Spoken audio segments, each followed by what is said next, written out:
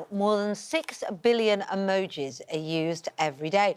Whether it's a friendly smiley face, a cheeky wink, a heartfelt thank you, or a juggling snowman, as Michael Rosen likes to use it. None of us are quite sure what it's meant to be used for, but we know it's there. I think it means he's coming home for tea or something like that. Apparently that's what how we use it. The latest research suggests that emojis can help to soften the blow when giving less positive news to co-workers and bring together those who are working from home.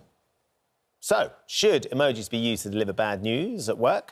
Business owner Chica Russell says it's unprofessional to use them in that scenario. But business owner Safia Maxmed says using emojis are a good form of communication. Safia, you think, actually, emojis is a great way of bringing people together?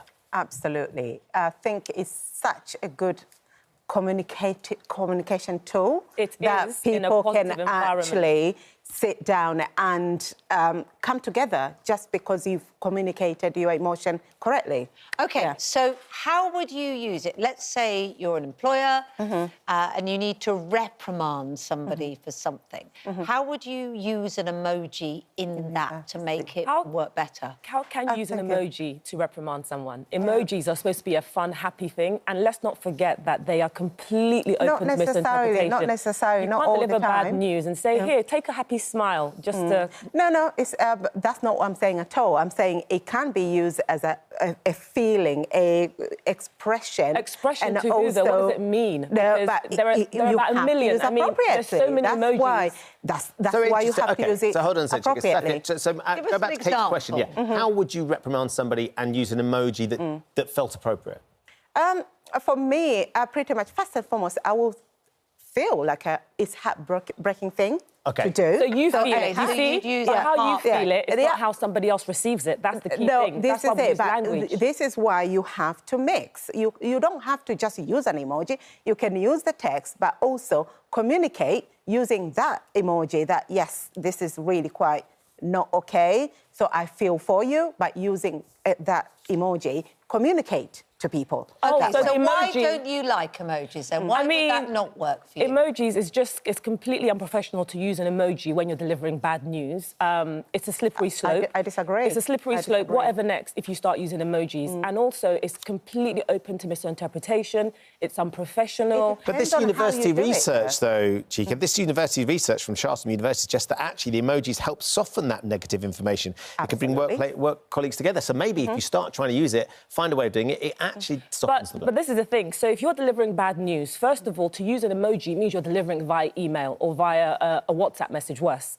So that means you're removing that personal touch. If you're delivering bad news to someone, what they want is to hear from you. They want to hear, look, I'm really sorry, we've come to this decision. So you think, first of all, it should be in person Absolutely, it has to be in person, because that bad news you're delivering, how is that person receiving it? Most of us they have to read it by themselves, absorb it by themselves, and then they have to understand a phone call. You call them, a Zoom call, a Teams call. You look at the person in the eye and you explain, look, I'm sorry you're in a virtual world. So that's exactly what it means. Virtual means you join a screen and you can talk to each other, not depend on a text message or an email. Can use there is no place to deliver bad news. Tool. I'm sorry, it's technology these days. That's where we are. Yes, technology, I agree. Technology, you zoom in, you look at someone's face and you give them the bad news. Imagine saying to someone, look, I'm really sorry, you've been a great member of the team, we're letting you go, wink, wink, No. You have to call them. You can't even do that. You have to call them and say, look, yes, you and can you soften the blow with a, if you want to talk, please,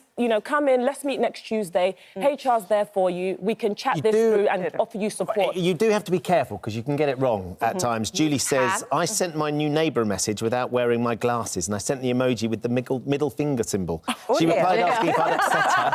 I now only use emojis if I'm wearing my glasses. Louis says, not so much an emoji issue, but similar. My sister once sent a message to my niece saying, sorry to hear you've broken your arm, LOL. She thought LOL meant lots of love, not laugh out loud. So her niece thought she was laughing at her. Different things to different people. So you have to be careful because you can get it wrong. You can say the wrong thing. It's the right balance. That's the point. It's the right balance. And if you're a professional, let's give people at home a word or even an emoji. We asked you to deliver what you thought about emojis being used to deliver bad news. 20% of you said yes. 80% said no. There we go. Yes. They've got it. There you go. I'm going to do that emoji now. I've only got... We're back tomorrow.